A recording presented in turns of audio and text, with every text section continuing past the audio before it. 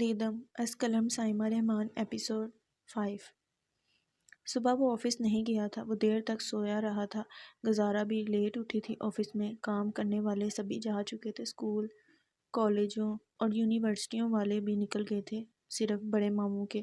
انہوں نے ریٹائرمنٹ لے لی تھی، گھر پہ تھے، اور گھر کی خواتین کرن مومانی البتہ منزل مومانی عفت کی طرف نکل گئی تھیں۔ تقریباً 11 بجے کا وقت تھا۔ اس وقت شاہجہاں کچن میں تھا، میز پر بیٹھ کر وہ ناشتہ کر رہا تھا۔ سرمئی رنگ کی شرٹ پہ سیاہ ٹائی لگائی ہوئی تھی، آستین کے کف مور رکھے تھے۔ اس کا سیاہ کوٹ ساتھ والی کرسی کی پشت پر پڑا تھا۔ وہ اپنا پسندیدہ ناشتہ پراٹھا اور اسکریمبلڈ ایگ اور چائے پی رہا تھا۔ ملازمہ چولہے کے پاس کھڑی دودھ ابال رہی تھی۔ اسی لمحے گزارا جمائیاں روکتی ہوئی کچن میں چلی آئی۔ نیوی بلو پینٹ پر کریم رنگ کی ٹی شرٹ پہنے، بالوں کو پونی میں باندھے، وہ ایک لمحے دروازے کی چوکھٹ پر گردن کی پشت تھامے کھڑی رہی، پھر یکدم اس کی نظر شاہجہاں کی پشت پر پڑی۔ وہ مسکراتے ہوئے قریب آئی اور شاہجہاں کے کندھے پر ہاتھ رکھے۔ Good morning.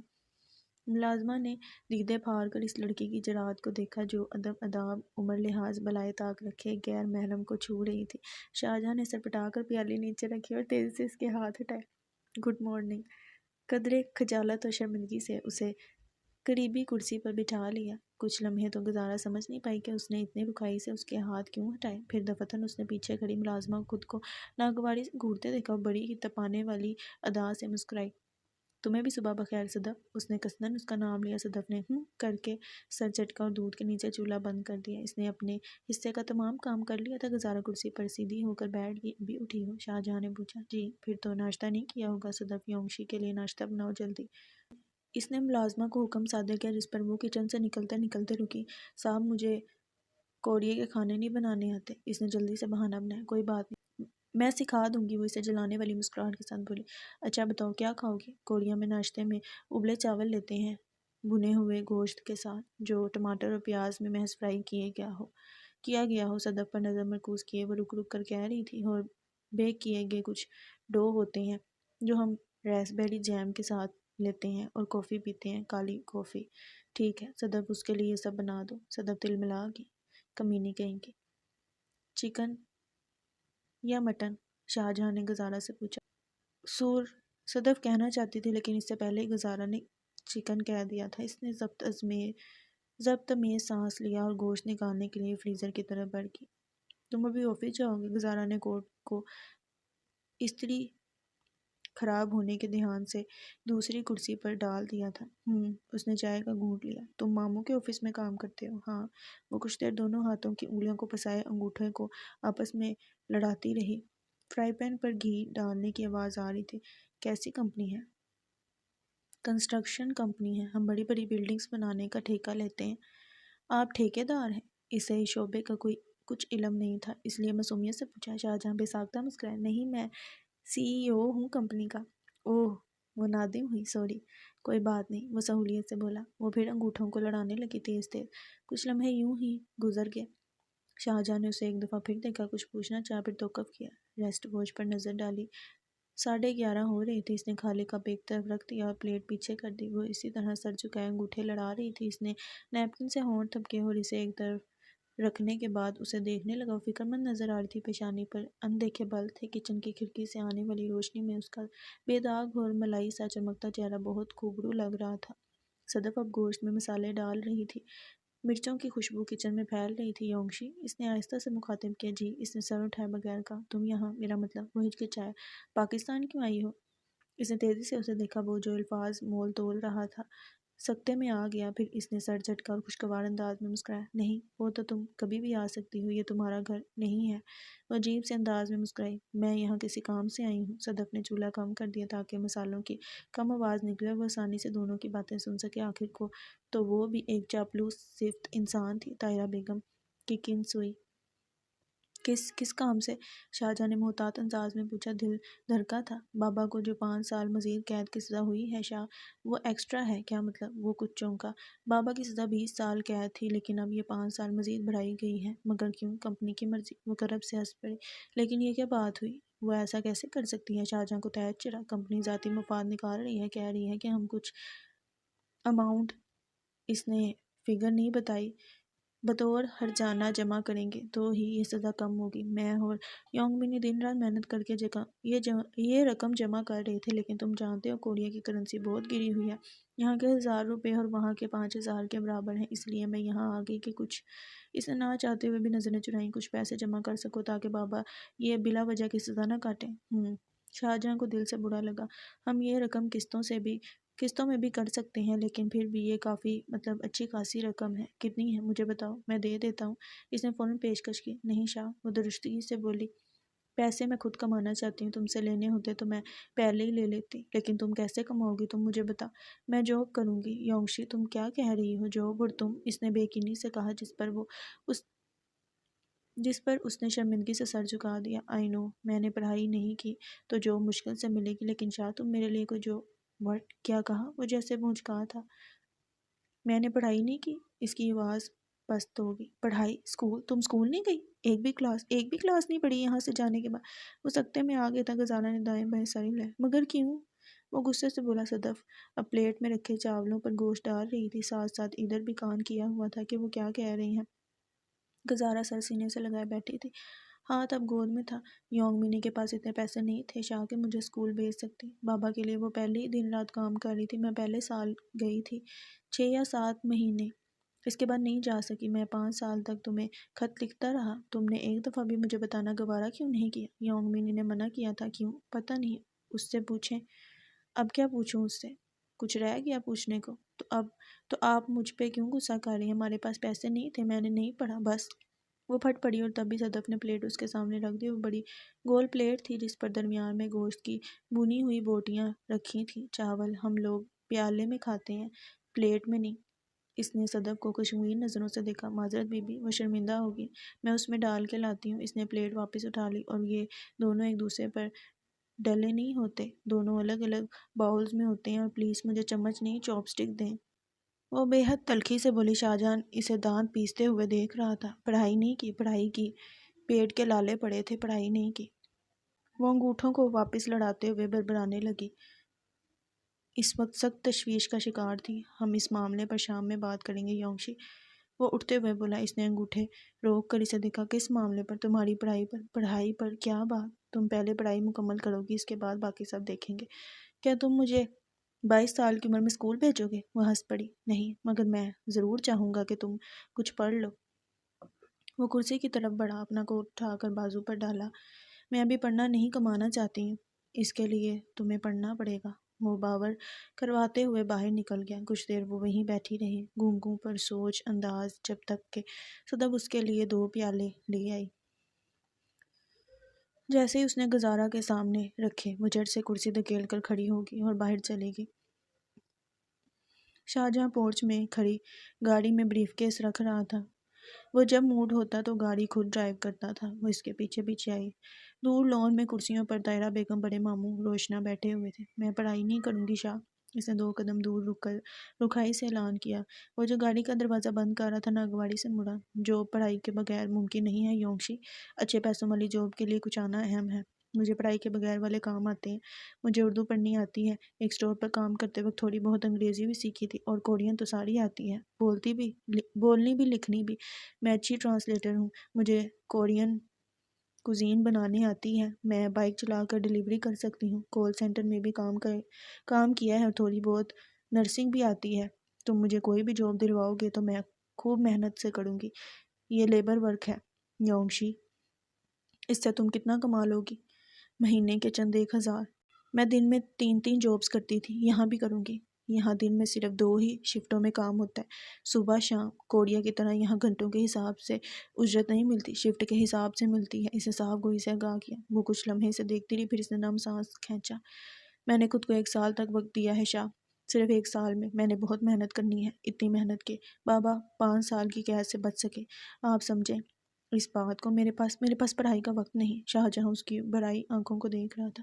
شاہ، ہم لوگ ایک اچھا وکیل بھی نہیں کر سکتے تاکہ اس کمپنی کو عدالت میں چیلنج کر سکے۔ میں اتنی رقم جمع کرنا چاہتی ہوں تاکہ بابا کا کیس عدالت میں لے جاؤ۔ مجھے علم ہے کمپنی سے ہم نہیں جیت سکتے، لیکن مجھے یہ بھی بھروسہ ہے کہ عدالت یہ رقم کم کر دے گی۔ اس میں تمہاری مدد کر سکتا ہوں یونگشی، تم پلیز۔ کتنی بار کہوں؟ میں خود کماؤں گی اپنے ہاتھوں سے، سمجھے اس بات کو؟ وہ جس مضبوط لہجے میں بولی تھی، شاہجہاں کچھ نہیں کہہ سکا تھا۔ گزارہ کی آنکھوں میں التجا تھی جس میں بے بسی تھی اور ایک ایسی اٹل ضد تھی جس سے وہ کسی بھی طور پیچھے ہٹنے کو تیار نہیں ہونے والی تھی۔ شاہجہاں نے شانے ڈھیلے چھوڑ دی۔ ٹھیک ہے، میں اپنی کمپنی میں تمہارے کوئی جاب ڈھونڈتا ہوں۔ تم کنسٹرکشن کا کام کرتے ہو، میرے لائق وہاں کوئی کام نہیں۔ میں وہ کام کرنا چاہتی ہوں جو میں کر سکتی ہوں، جو میری خدمات کا پیسہ دے۔ میں احسان کی رقم نہیں لوں گی، اس نے دو ٹوک لہجے میں کہا۔ شاہجہاں بھنچکا گیا تھا۔ اسے فوری رقم چاہیے تھی اور وہ رقم محنت و مشقت سے کمانا چاہتی ہے۔ فوری رقم کس نے حلال طریقے سے کمائی ہے؟ اچھا ٹھیک ہے، میں دیکھتا ہوں، وہ سر جھٹک کے بولا۔ گزارہ اسے ایک نظر دیکھنے کے بعد اسی طرح اندر آ گئی۔ وہ کچھ دیر وہاں کھڑا رہا، پھر گاڑی لے کر حویلی سے نکل گیا۔ دونوں کو اتنی دیر تک گفت و شنید کرتے ہوئے لون میں بیٹھے افراد نے دیکھا تھا۔ آپ نے تو کہا تھا کہ شاہجہاں آج صبح آئے گا۔ روشنا نے جتاتی نظروں سے طاہرہ بیگم کو دیکھا۔ یہاں تو میل ملاپ بھی ہو چکی ہے لیلا مجنوں کی، اور میں انتظار کر رہی ہوں کہ کب دونوں کا براہ راست وصل دیکھوں گی۔ طاہرہ بیگم نے پہلو بدلا۔ وہ رات بغیر بتائے آ گیا تھا۔ کیوں بھابی بیگم، جب آپ کو اطلاع دے دی تھی تو اچانک کیوں آیا بھلا؟ سلیمان صاحب اخبار پڑھ رہے تھے۔ صفحہ سختی سے پلٹتے ہوئے انہوں نے ناگواری جتائی، مگر روشنا پر خاک اثر ہوا۔ آ گیا ہوگا، اس کی مرضی۔ ہاں بھائی، 37 سال کا بیٹا ہو تو انسان کیا ہی کر سکتا ہے۔ خیر، میں تو کہہ رہی تھی کہ اس لڑکی کا کچھ کر لیں۔ میل ملن ہو گیا ہے تو اب جائے۔ طاہرہ بیگم متفکر نظر آئیں۔ انہوں نے سلیمان صاحب کو دیکھا۔ سلیمان، آپ کچھ کریں نا، میرے بیٹے کی ہستی بستی زندگی تباہ ہو جائے گی۔ میں کیا کروں؟ انہوں نے بے نیازی سے اخبار جھٹکا۔ تمہارے بیٹے کا ذاتی انتخاب ہے، وہی سنبھالے سب۔ تو کیا ہم اپنے بیٹے کو اس چھنان کی اولاد کی گود میں پھینک دیں گے؟ وہ بے یقینی سے اپنے شوہر کو دیکھنے لگی۔ یہ روک تھام آپ کو 15 سال قبل رکھنی چاہیے تھی طاہرہ بیگم۔ اب اس کا کوئی فائدہ نہیں۔ کیسے فائدہ نہیں ہے؟ میں بھی دیکھتی ہوں وہ 2 کڑی کی لڑکی، میں اس کو نکال باہر کروں گی اپنے بیٹے کی زندگی سے، جیسے 15 سال پہلے نکالا تھا۔ وہ جارحانہ انداز میں کہہ رہی تھی۔ دیکھ لیں پھر آپ، اگر ایسا ممکن ہو سکا تو۔ وہ لڑکی اس کی جوانی کے جذبات کے اولین رو میں بہی ہے، وہ رو جس میں کوئی بھی بہہ جائے تو امر ہو جاتا ہے۔ مشکل ہی ہوگا اس کو نکالنا۔ آپ مجھے چیلنج کر رہے ہیں؟ طاہرہ بیگم تیورائیں۔ نہیں، تمہاری حریف کی طاقت بتا رہا ہوں۔ انہوں نے استثنائی انداز میں منہ بھینچا۔ دیکھتے ہیں کس میں کتنا دم ہے۔ روشنا ان کے ولولے پر گہری مسکرائی۔ وہ ایک وسط حجم کا بنگلہ تھا۔ سٹنگ روم میں اس وقت 3 لوگ تھے، کرن مومانی، عفت مومانی اور ان کی بیٹی ہمنا عرفان۔ کرن مومانی اور عفت ایک ہی صوفے پر ساتھ ساتھ بیٹھی تھی، جبکہ ہمنا سنگل صوفے پر ٹانگیں اوپر چڑھائے ہاتھ میں کافی کا مگ پکڑے گمسم بیٹھی، جانے کون سے خلا میں پہنچی ہوئی تھی۔ کرن مومانی گزارہ کے آنے کی خوب آگ لگا رہی تھی۔ عفت تو جیسے سکتے میں آ گئی تھی۔ لاؤنج میں صرف کرن مومانی کی آواز تھی، باقی ہر طرف گہری خاموشی تھی۔ میں تو کہتی ہوں ختم کرو یہ جھگڑا، ہمنا کا کچھ نہ کچھ میری بہن، ورنہ حالات بہت خراب ہونے والے ہیں۔ بڑی بھابھی نے پیغام بھجوایا ہے کہ اب یہ کشیدگی ختم ہو جانی چاہیے۔ اگر ایسا نہ ہوا تو بھگتان دونوں کو بھگتنا ہوگا، شاہجہاں کو بھی اور ہمنا کو بھی۔ بھابھی میں کیا کروں؟ یہ لڑکی سنتی نہیں، عفت نے مایوسی سے کہا۔ کرن مومانی نے مصلحت امیز نظروں سے ہمنا کو دیکھا، پھر سمجھنے کی غرض سے ذرا آگے ہوئیں۔ ہمنا بچے، مجھے اس سے کوئی تعلق نہیں رکھنا۔ مومانی میری طرف سے وہ 10 گزارہ سے شادی کرے یا 20، بھاڑ میں جائے، جہنم میں جلے۔ وہ انتہائی نفرت سے پھنکاری۔ عفت نے ناگواری سے اسے دیکھا۔ بکواس بند کرو اپنی، سنا نہیں تم نے؟ وہ گزارہ ہے، وہی گزارہ جس سے شاہجہاں نے بچپن میں شادی کا وعدہ کیا تھا۔ تو کیا وہ اب تک بچپن میں ہے؟ وہ تیزی سے بولی۔ بچپنا بچپنا ہوتا ہے امی، اس عمر میں انسان بہت کچھ کہہ جاتا ہے، لیکن ضروری نہیں کہ بڑے ہو کر وہ انہی بچکانہ وعدوں کو پورا کرے۔ وہ 37 سال کا آدمی ہے، 13 سال کا کوئی لڑکا نہیں۔ اس کا تو دماغ چل گیا ہے بھابھی۔ عفت نے اپنی بیٹی کو مایوسی سے دیکھا۔ آپ چھوڑیں اسے، اس کے بابا آتے ہیں تو میں بات کرتی ہوں، ہم کوئی نہ کوئی حل نکال لیں گے۔ جلد کرنا بہن، وہ لڑکی کوئی ایسا حسن نہیں لے کر آئی کہ شاہجہاں صاحب تحمل رکھ سکیں۔ آفت بن کر آئی ہے وہ، اور پھر مردوں کو چاہیے کیا؟ ایک سرخ و سفید جسم۔ کرن مومانی نے کفر سے ہاتھ جھلایا۔ اب بس بھی کرو تم، عفت کفر زدہ ہوئی۔ وہ کوڑین لڑکی ہے، موڑیوں میں تو اس کی آنکھیں ہوتی ہیں، وہ کہاں سے خوبصورتی ہوگی؟ تم بھی نا زمین آسمان کی کلابیں ملا رہی ہو۔ میری بات پر یقین کرو عفت، میں نے دیکھا ہے اسے، اب میں جھوٹ تھوڑے ہی بولوں گی۔ کرن مومانی نے زور دے کر کہا۔ عفت سوچ میں پڑ گئی۔ اگلے لمحے ہمنا نے مگ میز پر پٹکا اور پیر مارتے ہوئے باہر نکل گئی۔ کرن مومانی نے ایک چڑھتی نظر اس کی اکڑ دیکھی، پھر منہ بنا کر سر جھٹکا۔ آفس کی کھڑکی سے روشنی جوت کر اندر گر رہی تھی۔ زرے یوں ہوا میں رقصاں تھے جیسے کسی نے وہاں سنہری افشاں چھڑک دی ہو۔ وہ ریوالونگ چیئر کو آخری حد تک پیچھے گرائے آنکھیں موندے ہوئے تھا۔ آفس خالی تھا اور کم روشن بھی۔ میں نے پڑھائی نہیں کی، میں نے ہر لمحہ اذیت سے گزارا۔ میں نے خود کو 1 سال دیا، 1 سال میں اتنی محنت کرنی ہے کہ بابا کو 5 سال کی سزا نہ ہو سکے۔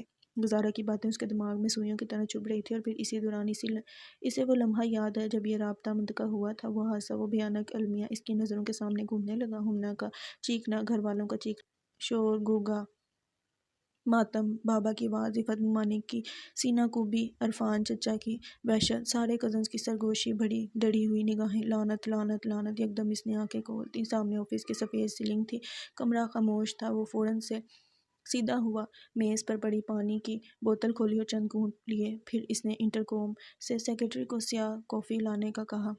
اس کے سر میں شدید درد ہو رہا تھا، اس کا سارا دن یوں ہی گزرا تھا، کڑتے جلتے اور بابا کو سوچتے۔ وہ عجیب سے جذبات کا شکار تھی، شام ہو چکی تھی، وہ اپنے کمرے میں کھڑکی کی چوکھٹ میں بیٹھی ہوئی تھی، بیڈ پر حلیمہ سینے کے بل لیٹی اس کی ڈائری کھولے آٹوگراف دیکھ رہی تھی۔ گزارہ کی عادت تھی کہ وہ ڈائری کا مخصوص حصہ ہر اداکار یا گلوکار کی فنی و شخصی امتزاج پہ سجاتی تھی، جیسے ونٹیج ڈائریز ہوتی ہیں۔ پھر جب کبھی ان سے ملتی، صفحے پر بنائے گئے مخصوص جگہ آٹوگراف لیتی اور تصویریں کھنچوا کر اسی صفحے پر کونے میں چپکا دیتی۔ یہ کورین جین رکھنے والی لڑکی کی گلی ڈیزائر تھی، وہ کچھ پاکستانی اداکاروں کی بھی فین تھی، اور یہ ڈائری اس لیے لائی تھی کہ اس ایک سال میں وہ اپنے کسی پسندیدہ شخصیت سے مل سکے۔ کھڑکی کی چوکھٹ سے سیاہ آسمان نظر آ رہا تھا، چاند نہیں تھا، البتہ تارے موتیوں کی طرح جا بجا بکھرے ہوئے تھے، کوئی تیز چمک رہا تھا تو کوئی مدھم، کوئی گردش میں تھا تو کوئی جل بجھ رہا تھا۔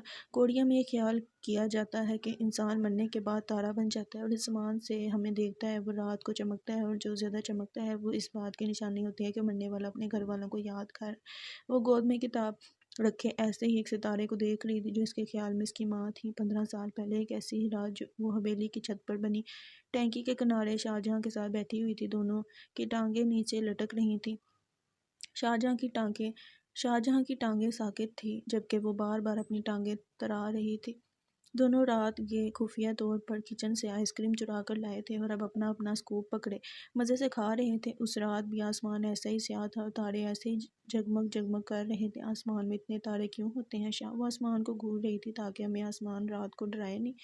کیا تارے وہ لوگ ہیں جو مر چکے ہیں، یا پھر یہ پتھر ہیں جیسا کہ سائنس کی بک میں لکھا ہے؟ تمہیں کیا لگتا ہے؟ شاہجہاں دلچسپی سے اسے دیکھنے لگا۔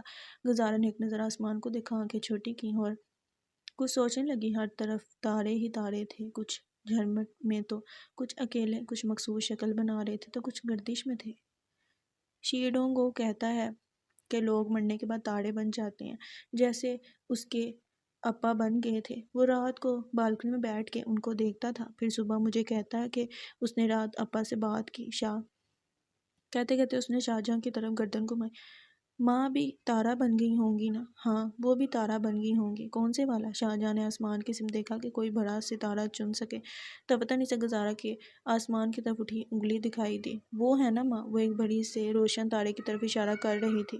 شاہجہاں نے اس کے انتخاب پر سر موڑا۔ ہاں وہی ہے۔ کیا وہ مجھے دیکھ رہی ہیں؟ بالکل، لیکن بہت ناراضگی سے۔ وہ کیوں؟ اس نے جذباتی انداز میں شاہجہاں کو دیکھا۔ کیونکہ ان کی لاڈلی بیٹی اوائل سردیوں میں آدھی رات کو چھت پر بیٹھ کے آئس کریم کھا رہی ہے۔ اگر اس کا گلا خراب ہوا تو بیمار ہو جائے گی اور پھر نہ اسکول جا سکے گی اور نہ کوئی کارٹون دیکھ سکے گی۔ پھر تو آپ کو ڈانٹنا چاہیے نا۔ مجھے کیوں؟ کیونکہ آئس کریم آپ مجھے کھلا رہی ہیں۔ وہ آنکھیں دکھانے لگی۔ میں کھلا رہا ہوں؟ شاہجہاں سکتے میں آ گیا۔ بالکل، اس نے گردن اکڑائی۔ اچھا جی، رکو ذرا۔ شاہجہاں نے سکوپ ایک طرف رکھا، پھر اسے پکڑ کر خوب گدگدایا، اتنا کہ وہ ہنس کر لوٹ پوٹ گئی اور معافی مانگنے پر اتر آئی۔ وہیں بل اسے ابھی پیٹ میں محسوس ہوئے تو وہ بے ساختہ ہنس پڑی۔ اس کی یکایک اٹھنے والی کلکاری کو سن کر حلیمہ چونک گئی۔ کیا ہوا؟ ہنس رہی ہیں؟ کتاب میں کوئی لطیفہ پڑھ لیا ہے کیا؟ کتاب؟ یکایک وہ اپنے خیالوں سے واپس آئی تھی۔ اوہ کتاب، ہاں کچھ ایسا ہی ہے۔ بشرط وہ سیدھی ہوئی، خود کو سنبھالا۔ حلیمہ نے سر جھٹک کر ڈائری کا صفحہ موڑا اور جب بھی اسے ایک تصویر نظر آئی وہ سوئی کی چبھن سے اٹھ کر بیٹھ گئی۔ گزارہ لی من ہو کے ساتھ کھڑی تھی، وہ دونوں مسکرا کر کیمرے کو دیکھ رہے تھے۔ لی من ہو وہ صفحے کو بے یقینی سے دیکھ رہی تھی۔ گزارہ نے پلٹ کر اسے دیکھا۔ بوسان آیا تھا اپنے ڈرامے کی پروموشن کے لیے، اس وقت لی تھی یہ تصویر۔ تمہیں پتہ ہے نا کہ یہ آرٹسٹ لوگ اپنی تخلیق کی نمائش کے وقت ہی اتنے اچھے بن جاتے ہیں۔ وہ اترائی اور کتاب کو مخصوص رینک میں رکھتے ہوئے عام سا تبصرہ کیا، تم نے اسے قریب سے دیکھا ہے؟ وہ جیسے اس حادثے پر قطعاً بھروسہ نہیں کر پا رہی تھی۔ ہاں، تصویر لی ہے تو قریب سے دیکھا ہوگا۔ کیا یہ قریب سے بھی اتنا ہی ہینڈسم دکھتا ہے جتنا یہ دور سے ہے؟ کتنا دور سے؟ 7-8 ہزار کلومیٹر۔ وہ پانتی کے پاس کھڑے ہو کر بولی۔ حلیمہ کی مسکراہٹ پھیکی پڑ گئی۔ نہیں، میرا مطلب جتنا یہ دی ہیرس لیجنڈ آف دا بلو سی یا پھر کنگ انٹرنل مونارک میں ہے، اصل میں اتنا ہینڈسم ہے یا نہیں؟ دیکھو، ڈرامے میں ایفیکٹس اور فلٹرز ہوتے ہیں، میک اپ ہوتا ہے، مخصوص سٹائل کے کپڑے اور بال وغیرہ بنائے جاتے ہیں، اور خصوصاً کوریا میں میل لیڈ کا ہیرو سٹائل 10 دفعہ تجربہ کیا جاتا ہے۔ اگر وہ سب نکال دیں تو یہ ایک انسان ہے جس کی 2 ٹانگیں، 2 ہاتھ، 1 ناک، اور اس کے چہرے پر بھی وہی نشانات ہیں جو سب کے ہوتے ہیں۔ اس میں متاثر ہونے والی کوئی بات نہیں۔ حلیمہ کا جوش غائب ہو گیا۔ شاہ بھائی سے محبت کرنے والی لڑکی لیمن ہو کو تھوڑی ہی ہینڈسم اور اچھا بولے گی؟ گھر کی مرغی دال برابر۔ چشمہ ناک پر دھکیلتی حلیمہ منہ ہی منہ میں بڑبڑائی، جو گزارا نے نہیں سنا کیونکہ وہ بالوں کو سمیٹتی ڈریسنگ روم میں چلی گئی تھی۔ بالوں کو مٹھی میں پکڑے وہ ٹیبل کے ساتھ نیچے بیٹھ گئی اور دراز کھول کر بینڈ نکالا۔ بالوں میں کس کر بینڈ ڈالنے کے بعد وہ اٹھنے ہی لگی تھی کہ جب یوں ہی رک گئی۔ ہاتھ خود بخود نچلے دراز تک گیا جہاں اس نے ایک فائل رکھی تھی۔ آہستہ سے دراز کھول کر اس نے فائل باہر نکالی۔ وہ کورین میں لکھی کوئی رپورٹ تھی، کسی ڈی این اے کی رپورٹ، اور اس پر نچلے دائیں کونے میں 12 month لکھا تھا۔ اس نے اس دورانیہ پر انگلی پھیری۔ دل میں ایک عجیب سا درد محسوس ہوا، جیسے کوئی مخصوص نس کھینچ لی گئی ہو۔ اس نے ہاتھ سے وہ مقام سے لایا، پھر فائل بند کر کے واپس رکھ دی۔